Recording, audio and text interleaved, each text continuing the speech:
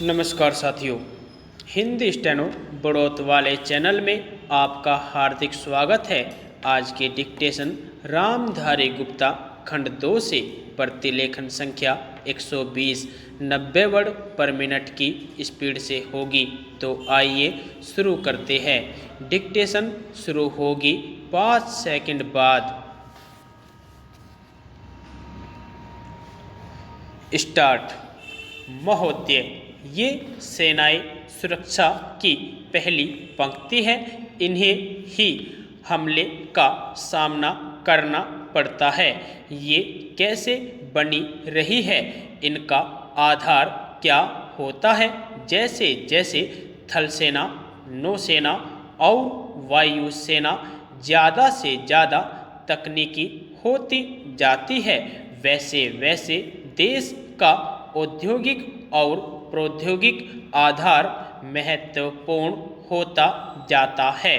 आप कोई मशीन, हवाई जहाज या कोई और बहुत तकनीकी हथियार विदेशों से मंगवा सकते हैं और उसे किसी को उसे इस्तेमाल करना भी सिखा सकते हैं, लेकिन यह सब ऊपरी सुरक्षा है, क्योंकि इसके लिए आपकी प्रौद्योगिक पृष्ठभूमि नहीं है।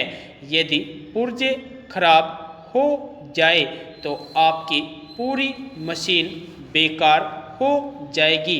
आपने जिससे मशीन खरीदी थी, अगर वह पुर्जे देने से इनकार कर दे, तब भी यह बेकार हो जाएगी और आज़ाद होने के बावजूद भी आप दूसरों पर निर्भर रहेंगे। इस दृष्टि से देखें तो संसार के केवल कुछ ही देश असल में आज़ाद है और दूसरे देशों की फौजी ताकत के मुकाबले में अपने पैरों पर खड़े होने के लायक है। इसलिए थल सेना, नौसेना आदि के अतिरिक्त आपको देश में औद्योगिक और प्रौद्योगिक पृष्ठभूमि भी बनानी होगी। देश की अर्थव्यवस्था इस सब में सहायता करती है।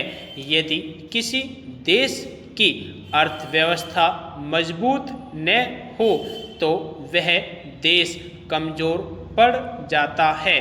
मैं सदन को ऐसे देशों के अनेक उदाहरण दे सकता हूँ जिनके पास फिलहाल अच्छी फौज है, लेकिन उनकी ताकत असल में ऊपरी है। कारण यह है कि उनकी फौज अनेक बाहरी चीज़ों पर निर्भर है, जैसे विदेशी मशीनें, विदेशी अर्थव्यवस्था, विदेशी सहायता आदि। ऐसा देश लाजमी तौर पर पराधीन होता है, चाहे आज़ाद कहलाता हो।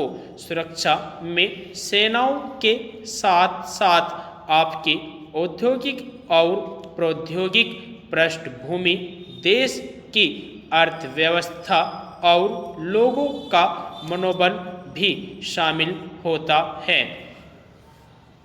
यदि हम दुनिया के देशों पर नज़र डालें तो फिलहाल केवल 2 देश ऐसे हैं जिन्हें सैनिक दृष्टि से पहली पंक्ति में रखा जा सकता है।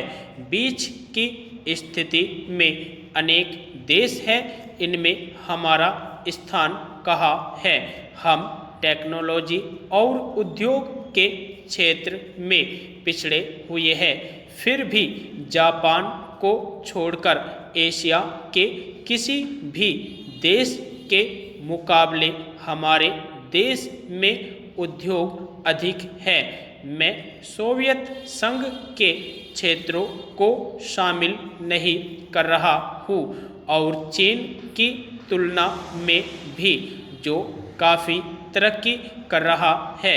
मैं सोचता हूँ कि औद्योगिक दृष्टि से हम कई तरह से आगे हैं।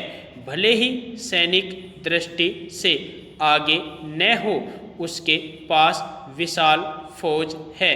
उनकी तुलना में हमारी फौज छोटी है, लेकिन मैं औद्योगिक विकास के बारे में बात कर रहा हूँ, अन्य मामलों के बारे में नहीं। इस तरह हम तथाकथित अल्प विकसित देश के वासी हैं, चाहे कुछ मामलों में अधिक उन्नत हो। परमाणु ऊर्जा क्षेत्र में हम शायद दुनिया के आधे दर्जन देशों में है। मुझे ठीक ठीक नहीं पता, इसलिए कहना मुश्किल है। यदि आपको डिक्टेशन अच्छी लगी हो तो हमारे चैनल को सब्सक्राइब करें तथा वीडियो को लाइक व शेयर भी करें। धन्यवाद।